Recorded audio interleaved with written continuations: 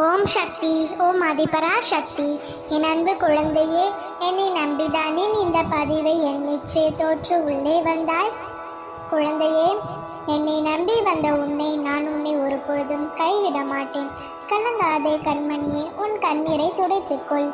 மற்றவர்கள் உன் எதை புகத்தினாலும் கவலை கொள்ளாதே. உன்னுடன் இருப்பது உன் அம்மா.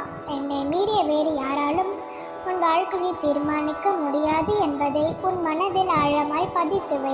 நீ என்னை தேடுவதை விட நீ என்னை புரிந்து கொள்ள வேண்டும். நான் எல்லா இடத்திலும் இருக்கின்றேன், நல்லதே நடக்கும்.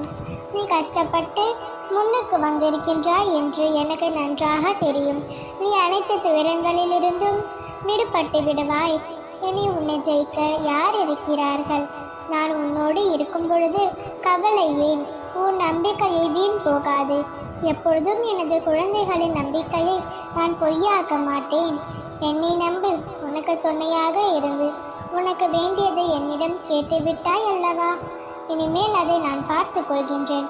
நடக்குமா நடக்காதா என நீ யோசிக்க தேவையில்லை.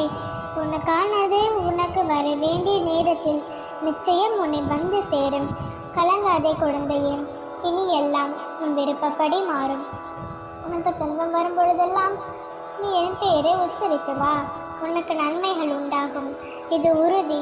நன்றி மறந்தவர்களை எண்ணி நீ உன் நிம்மதியை இழக்காதே. உன் உதவியை மனிதர்கள் மறந்து போகலாம், ஆனால் தெய்வம் ஒரு பொழுதும் மறப்பதில்லை. உன் பல நாள் கவலைகளுக்கு ஒரு முடிவு வருகின்றது. உன் வாழ்க்கை ஒரு மாற்றம் உண்டாக போகின்றது. நீ நினைத்தபடியே நான் நடத்தி தருகின்றேன்.